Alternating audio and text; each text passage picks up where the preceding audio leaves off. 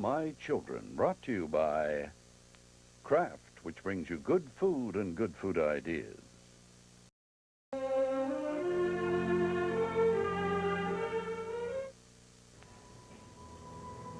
Please, just say it. I need to hear it. Dixie, No, come on. You're going to come home, and then there won't be any time. fine. I love you. All right? I want you to stop worrying. I've got the solution to all our problems right here in my briefcase. After I've greeted everyone, I want you to slip away to our special place.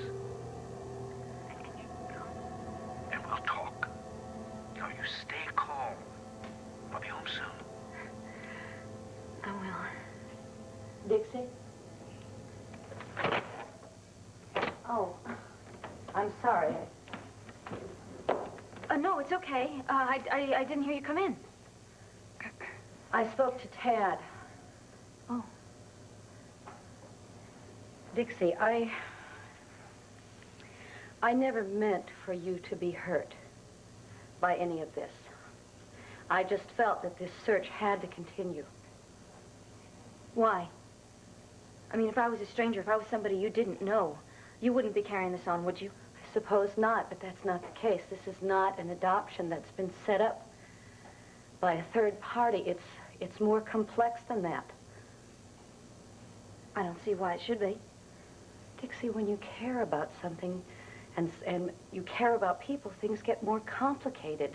I mean, if I had never met you, at least not prior to this agreement, I would have not been as involved. But you've become a friend. You always hire detectives to spy on friends, huh? Dixie, that's not entirely fair.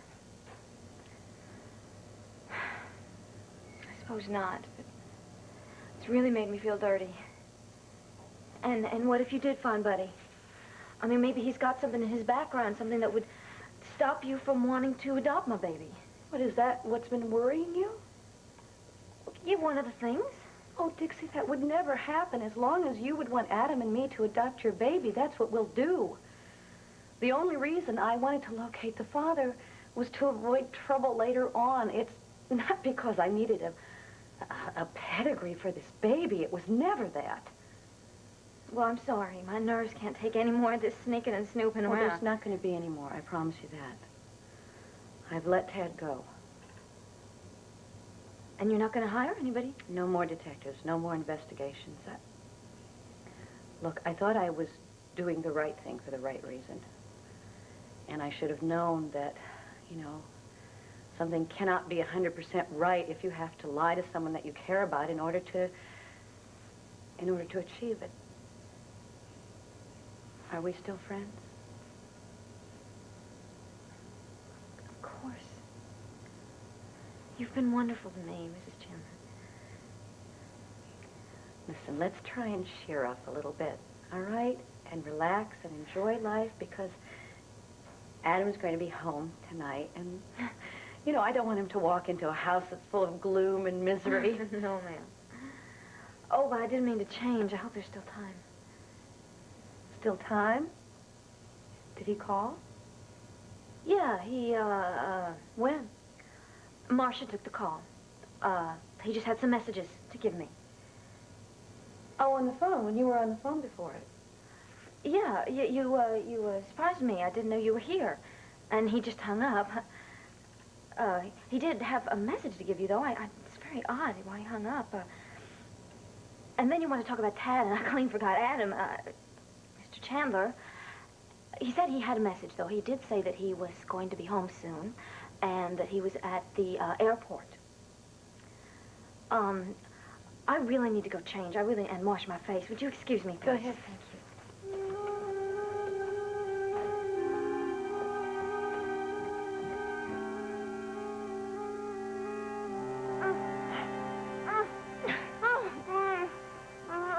Well, hold still, officer. Don't. I'm sorry. Nico, this wasn't my fault. You would have kept your mouth shut. Nothing. He would have shot you. You'd be dead right now. You should be down on your knees thanking me. For what? For being faked out by a two-bit Romeo who got all our money and took off? Stop it. Stop it. Let's just do this. I was not faked out. house. Yeah, right. Who is he, Nico? Can I talk to him, Nico, please? Nico, it's my phone call, Nico. When you return somebody's phone call, that does not mean you're getting faked out. It just means having good manners, which obviously you lack. Okay, will you tell me where it says in the Emily Post that I have to have good manners when I'm being tied up next to a twit Who saved your life? and lost our money? Ow! My money! Oh, You should have gone straight to the bank like I told you to go. I was on my way to the bank, Nico, before you called. Who called? I didn't call you. Well, somebody called me. Where? Where did somebody call you? At the boutique. Bank. Bank. Not the boutique. I know, but there was a sale. And you bought out all those stores, No, is I that right? did not. What I did you did do? not. There was one dress, just one dress. It's beautiful. I don't want to hear about the dress. You are irresponsible. Do you know that? I saved your life. Yeah, that's why we lost all our money. It's not my fault. Don't. Round one to Miss Cecily Davis. Cecily, if I had known this is what turned you on, you and I would have had a very different ending.